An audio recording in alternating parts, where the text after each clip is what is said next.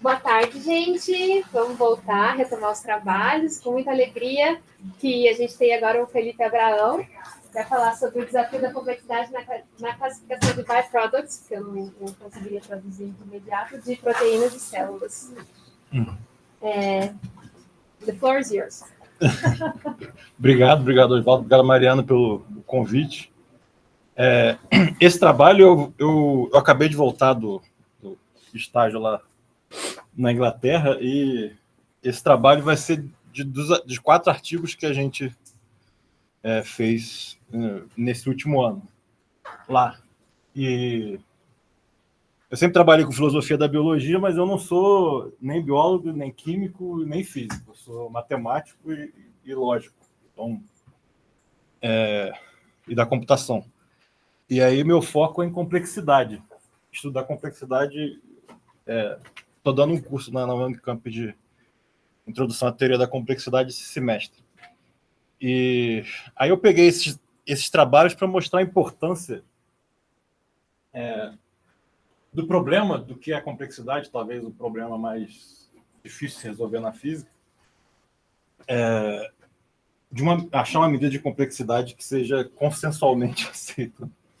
A briga é feia. E aí a parte da briga vocês vão ver logo nessa apresentação. Que a gente entrou nessa seara aí. Eu e o grupo que eu participei, enfim. Mas no CLE eu estou trabalhando com a Ítala. E eu estava fazendo um pós-doc lá, eu interrompi, fui fazer na Inglaterra. E essa pesquisa é com um grupo de uma das incubadoras de Oxford. E eu fiquei lá um ano, trabalhando com Hector. Então, provavelmente todo mundo já ouviu falar de que é um sistema complexo. Eu vou dar uma ideia geral, porque eu nem vou me arriscar a formalizar aqui, tá? Porque só isso já é um problema, um debate. Então, a ideia geral é que um sistema complexo ele tem um comportamento, uma dinâmica que que é difícil para prever, ou que as propriedades dela são tão heterogêneas que você não consegue montar uma teoria concisa e comprimível que explique essas propriedades. Né? Caso clássico canônico de sistema complexo, você já deve imaginar que é um sistema biológico, desde uma célula até um organismo, até sociedades, nichos ou biosfera. Né? Outro sistema físico canônico é o meteorológico. Sistema abstrato, um sistema abstrato canônico que é bem aceito, sendo o jogo da vida, por exemplo, autômata celular. Outro autômata elementar do Wolfram, enfim. Sistemas computáveis e mistos computáveis estocásticos também têm propriedades de sistemas complexos. E tem essas buzzwords que eu botei só para vocês se familiarizarem com, se acharem, porque provavelmente todo mundo já viu esses termos em algum lugar. E essas são as palavrinhas que a gente adora estudar nesse campo. Forma esse zoológico de termos e de propriedades que é difícil todo mundo concordar sobre a melhor forma de medir, sobre a melhor forma de formalizar, qual o ferramental matemático certo a se usar.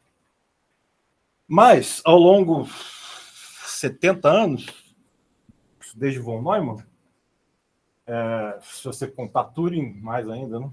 Muito mais, 100 anos, 90 anos, 1932, tem evoluído as medidas de complexidade.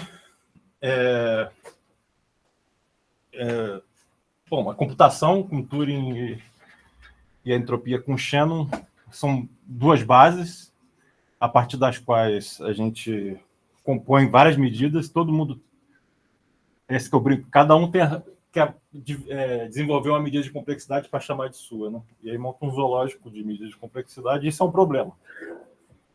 Mas eu vou falar... O que eu vou falar aqui tem a ver com todas essas aqui, e eu vou apresentar uma medida nova de complexidade recente, que ficou muito na mídia e ganha muita notoriedade, mas essa aqui é uma das minhas áreas de especialidade, e que a gente usou para rebater esses novos artigos, a informação algorítmica, que é uma medida de informação que é abstrata, é matemática, mas ela tem propriedades gerais e agnósticas, e independentes de contexto, e universais, e que você pode, pelo menos, ter um chão comum e poder discutir coisas sem cada um dar a sua opinião. Porque experimentalmente, sempre aquele problema do fine-tuning, né? De mínimos locais, você sempre consegue montar um grupo de fenômenos que vai funcionar muito bem para a sua medida de complexidade. Por exemplo, uma consequência negativa do teorema de Knopf-Lentz. Como é que traduziria isso? Teorema sem... que não tem almoço grátis. Knopf-Lentz. Então, vou passar para o outro. Essa é o tema. Bioassinatura é um problema, obviamente, que os astrobiólogos adoram, né? Porque detectar a vida extraterrestre. Mas a questão se inicia na planeta Terra. Você vai usar os nossos exemplares na nossa biosfera para testar se seu método de classificação, detecção está sendo acurado ou não. E o problema de complexidade aparece necessariamente aí porque você não pode partir do princípio que uma vida extraterrestre vai ter algum tipo de isomorfia com a nossa. Mas, com certeza, ela vai ter uma base de construção que vai ser simples, regras de físicas extrínsecas, intrínsecas, vou falar no próximo slide, leis físicas, assumindo uma isotropia, isonomia, homogeneidade das leis da física. Se espera que ela emerja, que se gere uma organização mais complexa a partir de coisas, de dinâmicas mais simples. Então, que é o tema do que o pessoal que estuda complexidade mexe. Então, existem vários grupos que desenvolvem medidas de complexidade, mas fazendo uma divisão aqui heurística, que inclusive nos artigos que eu vou mencionar se fala, existem medidas de complexidades intrínsecas que tentam quantificar o quão complexo é um sistema, de forma que ele é isolado do ambiente ou do observador. Isso tem a vantagem de que, uma vez essa medida sendo bem efetiva, você pode aplicar em qualquer contexto e mudando o observador, ele não interfere na medida, ou o observador não altera a medida que você vai fazer, se ela tiver sucesso. A dificuldade é justamente o desafio é justamente esse, de não levar o contexto o ambiente, o habitat, ou o nicho que o organismo construiu em conta. E na extrínseca é o contrário, né? Leva em conta, mas a dificuldade é justamente essa, que vira uma medida dependente do contexto. Aí você muda o ambiente, o observador pode interferir, e como é que você vai desenvolver uma medida de complexidade que dê uma quantidade objetiva invariante para uma classe de ambientes ou de observadores grande o suficiente. Então, cada um tem seus desafios e vantagens. E essa teoria, provavelmente vocês já devem ter visto na mídia, surgiu 10 anos atrás, uma coisa assim. Mas o primeiro artigo famoso é em 2021, na Nature, e se baseia em resolver o problema da complexidade de vida, de detectar bioassinatura e de dar alguma explicação para a origem da vida, e outras coisas também que eles acham, Mas, enfim, a bioassinatura a aplicação mais evidente que eles estudaram. E eles se baseiam em achar... Eu botei Graph-like Structure, mas se você gosta de matemática, na verdade, é um multigrafo direcionado sem ciclos. Você procura esse multigrafo direcionado sem ciclos, que seja de tamanho mínimo e que os labels das arestas e dos vértices sejam elementos químicos. Então, usando esse método, você consegue montar, formalizar uma medida que esse gráfico, essa estrutura ganha um número que você é calculado, e esse número simboliza o quão complexa a estrutura, de forma que, quanto mais complexa ela é, mais difícil ela é de aparecer num cenário totalmente aleatório. Ou seja, como eles alegam, se você tiver uma concentração de moléculas complexas suficiente, de objetos, vamos pensar em objetos, não necessariamente moléculas, complexa o suficiente, necessariamente ocorreu alguma presença de forças seletivas para elas serem montadas. E a assembly é bem isso, é um montado. Você vai montando, porque o criador, o Cronin, é um químico, e ele quis focar na medida de complexidade que fizesse esse mimetismo com ligações químicas. Né? Então, a gente trabalhou, na minha área de formação, a gente trabalha num outro tipo de framework que mais para a minha área, né, que é a parte de teoria, eu sou o cara da teoria, e ela é uma medida intrínseca e extrínseca, eu vou tentar falar mais sobre isso um pouco, que leva em conta tanto os dois fatores, mas chega numa medida objetiva. A dificuldade é que essa medida objetiva sempre pode ser melhorada. A gente aceita de bom grado o fato de você nunca ter a gente leva a sério a propriedade dos sistemas complexos serem open-ended, né? Eles sempre podem se complexificar e, por conseguinte, as nossas medidas de complexidade também têm que ser open-ended. A vantagem é que ela é universal e invaria para qualquer modelo de cômputo, qualquer teoria formal que você consiga montar. O ideal, né?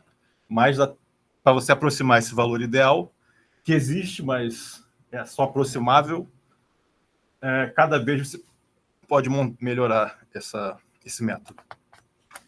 Essa teoria, esse slide aqui, eu sempre boto nas minhas apresentações, porque é a minha tentativa de resumir uma área toda num slide só. Né?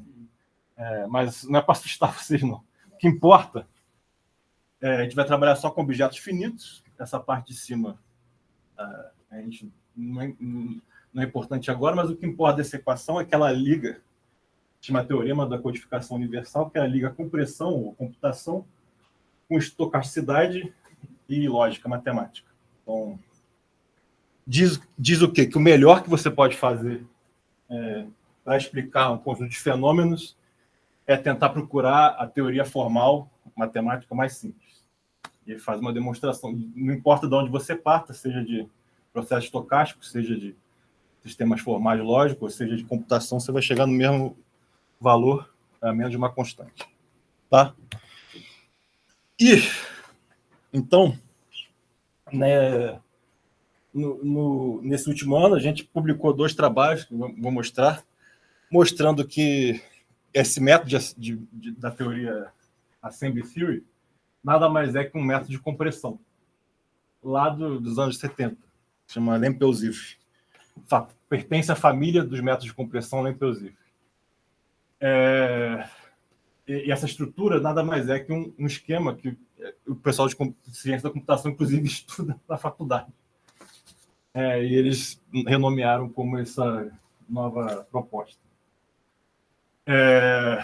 Uma das coisas que a gente mostrou é que, bom, eu acho que falando para vocês vai parecer meio óbvio, né? Mas os constituintes de uma célula tipo genes, por exemplo, eles não sofrem pressão seletiva de forma sequencial, ou seja, vai montando sequencialmente.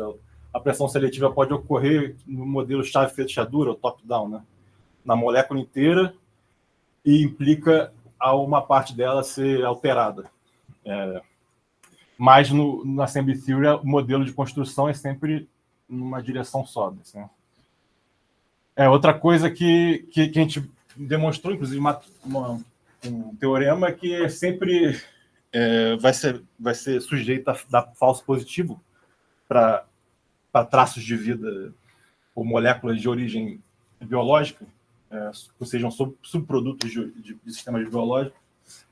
Esse método deles vai estar sempre sujeito a falsos positivos por causa de, por exemplo, condições catalíticas que sejam suficientemente complexas no meio, e a gente pode calcular o quão complexa tem que ser para gerar esse falso positivo, e vai dar. E experimentalmente também apareceu. Então, a gente publicou esses 2 artigos, um na PLOS e um na Nature, utilizando esse método que a gente trabalha, que é híbrido e abstrato matemático, tem suas vantagens e desvantagens, mas é efetivo, você consegue fazer aproximações que são amplamente estudadas desde os anos 2000, inclusive na reconstrução de filogenética, de árvore filogenética e do próprio DNA, um artigo famoso, acho que foi no ano 2000, que o Vitani participou.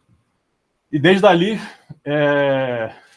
esse método vem sendo aplicado, mas por algum motivo todo mundo quer tomar medida de complexidade para chamar de sua e estão sempre criando novos hypes, mas que no fim são apenas recache, né? São apenas reformulações de coisas antigas que a gente já sabe de coisas antigas que a gente já sabe a limitação. Né? Esses algoritmos de compressão LZ já foram bem estudados para medir complexidade de DNA, de árvore filogenética, como eu falei. Resultados empíricos. Eu não sou o cara do experimento, da computação nem da bioquímica do artigo, mas os resultados empíricos que se achou, por exemplo, para detectar elementos bióticos e biológicos, o MA é o índice deles, né? Molecular Assembly, é um número que esse grupo de Assembly Theory desenvolveu. E o BDM é um dos métodos mais recentes de compressão, para medir complexidade de informação algorítmica. O RUFM é um método de codificação antigo, lá dos anos 70, e esse aqui é um pouco mais novo, mais recente que o RUFM, mas amplamente utilizado em ciência da computação. E o BDM, nesse grafo, praticamente todos são correlacionados, o que quer dizer que esses dois aqui são assintoticamente equivalentes à entropia, esse aqui consegue performar melhor que a entropia, nunca pior. E o BD, na maioria dos casos, a correlação ou é igual ou é melhor para o BDM. Né? E a entropia é sempre equivalente correlacionada com o MA. Então, como esperado dos algoritmos de compressão LZ. Os algoritmos de compressão da família LZ aproximam a entropia no limite assintótico. E aqui a aplicação em outros tipos de moléculas, né? de origem industrial, ou natural, ou metabólicos, ou farmacêutico. E também se repetiu a mesma coisa, né? Correlação aqui usando a entropia direta, LZW, que é uma outra variante da família LZ, e MA são altamente correlacionados, e o BDM também, ou às vezes melhor, performa melhor, ou seja, identifica melhor, distingue melhor cada molécula, cada grupo, né?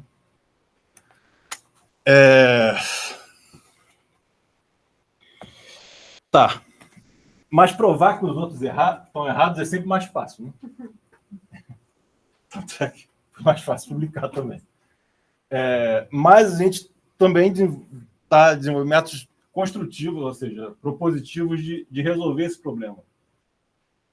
E um deles, são 2 artigos que não estão publicados, estão no arquivo, estão só sob revisão. E a nossa proposta é que a detecção de traços, subprodutos biológicos, de moléculas de origem biológicas é equivalente à identificação de sinais de fontes que você não conhece. Por quê? Porque você tem que aplicar uma medida que seja intrínseca e extrínseca, que leva em conta todos os modelos possíveis generativos de dinâmica interna e externa ao sistema, mas tem que ser agnóstico e invariante para qualquer observador. Isso é equivalente matematicamente a trabalhar com um objeto que você recebe, que você não sabe a origem, não tem conhecimento sobre qual sistema matemático esse objeto foi baseado para ser construído, ou qual distribuição de probabilidade que ele usou, qual os priors, né, quais as distribuições de probabilidades que você tem que assumir, a linguagem de programação que isso foi feita, ou qual a base nucleotídea que esse objeto foi o subproduto de. Né? E a gente também fez nesses dois artigos, usando essa nova abordagem, mais geral e mais alucinada, talvez. E o pessoal do SET gostou, porque muito se desenvolveu para como ferramentas de engenharia para como detectar, receber e limpar esses sinais. Mas, uma vez eles sendo recebidos, não existia nenhuma teoria matemática para decodificar eles, porque o melhor que a gente pode assumir é que a matemática dos seres que eles vão, de alguma fonte de inteligência, vão mandar para a gente é isomorfa nossa. Mas, se não for, a gente não tem ferramental. Agora, pelo menos, eu acredito que a gente tem algum caminho, né? Vocês vão entender por que, nesse grafo, o método se baseia... Essa aqui foi a mensagem que a gente mandou para o espaço. E ela é baseada na década de 70. Ela é baseada no fato que isso aqui é 23 ou 79, alguma coisa assim. São dois números primos, então a decomposição bidimensional seria única, porque a gente, baseado no fato de que se a gente acha números primos interessantes, então os extraterrestres devem achar também. Esse o argumento. Só que a gente relaxou isso, então, a gente partindo do princípio que o espaço multidimensional de uma forma de vida inteligente, de qualquer nível de complexidade, não necessariamente tem que ser isomorfa nossa, e aplicando esse método de procurar os modelos mais compressíveis no limite assintótico, aparece surpreendentemente uma curva assim, que esse método aqui é mais avançado de medir a informação algorítmica, né? As quedas correspondem exatamente àqueles que correspondem a um objeto de complexidade interessante. Conforme você vai movimento para cá, eles vão ficando mais aleatórios, com menos organização. Então, quanto maior a queda, né, como se fosse uma informação de Fischer, só que virada para baixo. Quanto mais sharp, né, e mais profunda a queda, melhor indica a configuração multidimensional ideal que esse objeto foi reconstruído. Porque pensa o seguinte: você vai mandar uma mensagem de 4 dimensões ou muito mais dimensões, você vai construir um objeto a partir de um sistema com complexidade arbitrária, e esse sinal, esse subproduto, vai ter uma dimensão muito menor. Por exemplo, vai ter uma dimensão linear se você estiver mandando um sinal de rádio. Então, que é nesse caso aqui, você colapsa um bidimensional numa linear. Mas, por exemplo, isso aqui é uma parte de um fêmur. Não funciona só para comunicação de alienígena. Por exemplo, você pode pegar uma imagem qualquer que recebe ela projetada dimensional e reconstrói ela tridimensionalmente. Mas tridimensionalmente foi o máximo que os experimentos chegaram, tá? Mas a demonstração matemática serve para qualquer estrutura multidimensional. Outra coisa interessante é, por exemplo, objetos que a gente criou matematicamente de forma artificial. Por exemplo, uma equação ou a forma de um avião. São bem comportadas, assim, tem os seus vales, esses vales indicam, esse aqui indica o avião, e aqui lá indica a equação certa. Mas, curiosamente, o de uma estrutura biológica tem um shape mais, um landscape, né, um relevo mais indicativo, o melhor indicativo do que é realmente, né? Essa estrutura corresponde exatamente a essa partição aqui. Não, foi, já acabou. Perfeito, então, obrigada. A gente tem 15 minutos. Tá.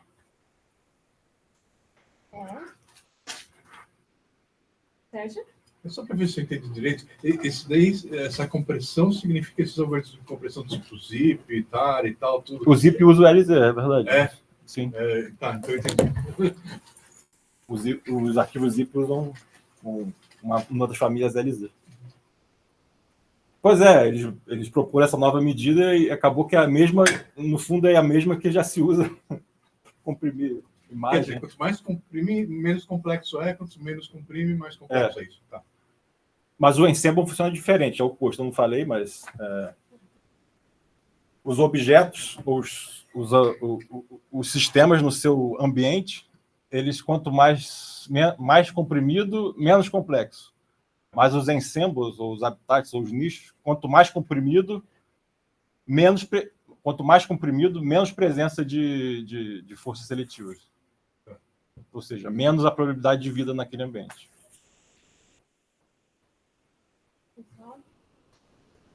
Não, vamos tentar entender. Dadas duas moléculas, duas proteínas, tem uma medida de complexidade associada? Tem, tanto na Assembly Theory quanto tem como calcular. E o que seria um exemplo de um... Abracadabra. 100 aminoácidos. 10. O máximo é 10. Para a Assembly Theory, o máximo seria 10. Porque fica muito complicado calcular isso? Não, para 10 não é... Você está falando do tempo?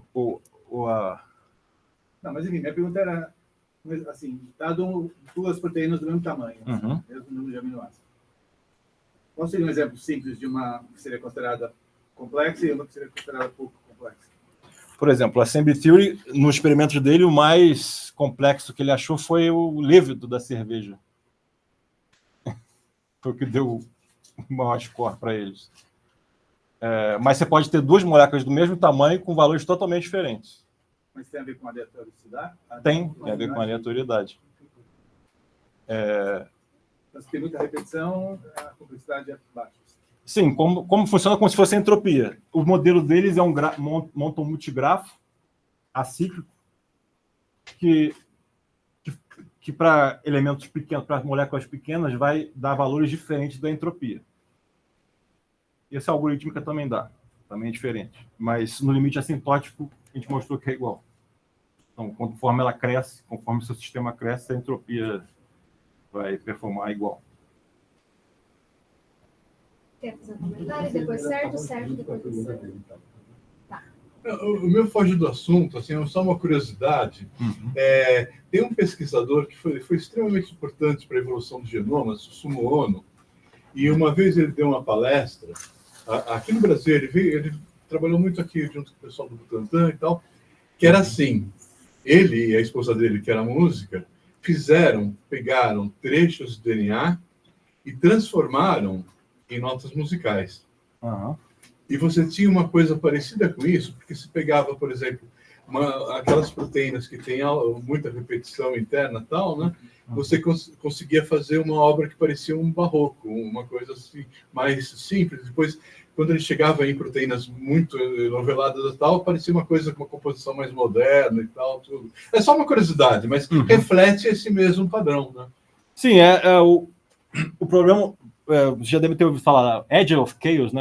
A beirada do caos, que é a criticalidade, ela estava lá nos jargões, de sistemas complexos, essa fronteira, ou esse limiar, que se você ultrapassa um pouco, você cai no caos, na aleatoriedade, e para baixo você fica super simplificado, fica trivializado.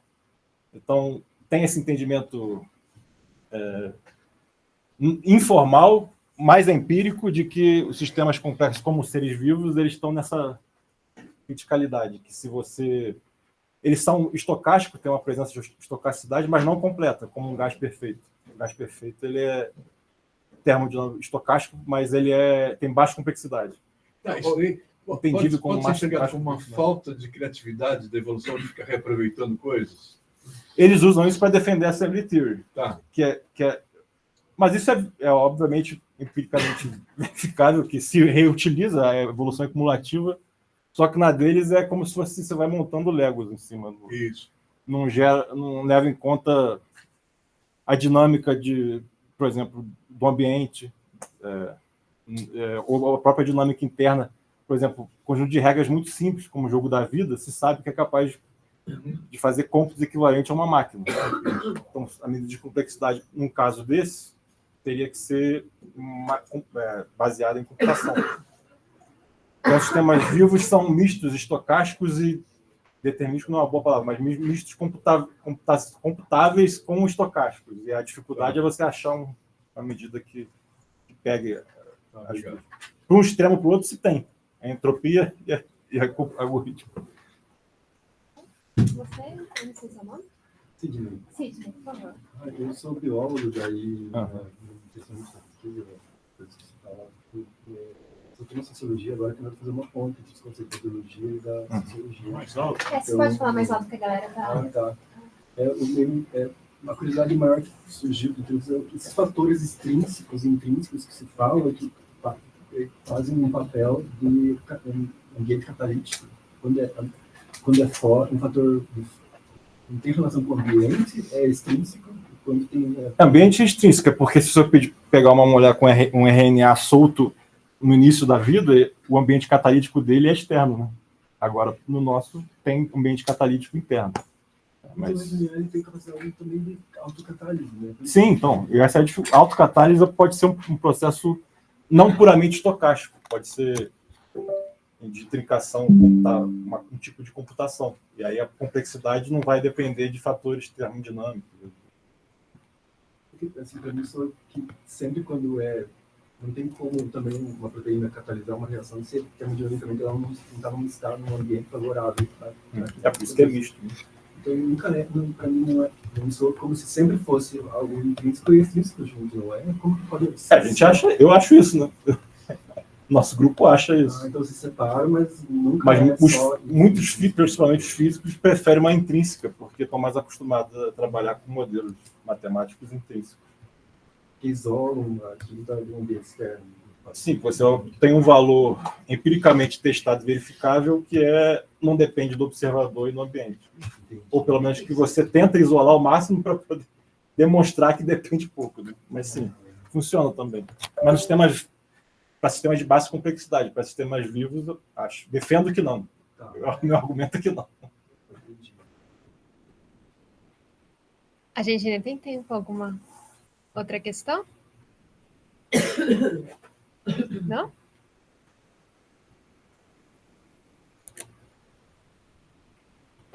Certeza? O Lucas está com cara de quem quer perguntar? Não? Ok. Tá certo, então. Muito obrigada. Gente. Obrigada. Valeu.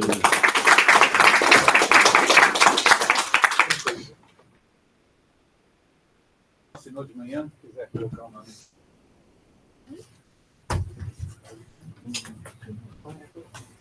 Acho que deu certo. Nossa, deu certo. Antes que eu esqueça. Tem um passador de slides? Não, eu passo aqui. Não tem problema. Só para saber. No próximo. Só para saber se está passando aí ou... Tá. Vai, né? Vai passar aqui. Não, peraí, fica aqui. Isso. Não, tá dando certo. Acho que dá certo, né? Se quiser colocar a tela inteira. Tá. A tela inteira aqui. Posso colocar aqui, Mariana, a tela inteira? Como que eu faço isso, João? Sabe? Ctrl L. Ah, não. Tá. Funciona para todo mundo? Peraí, vamos gravar.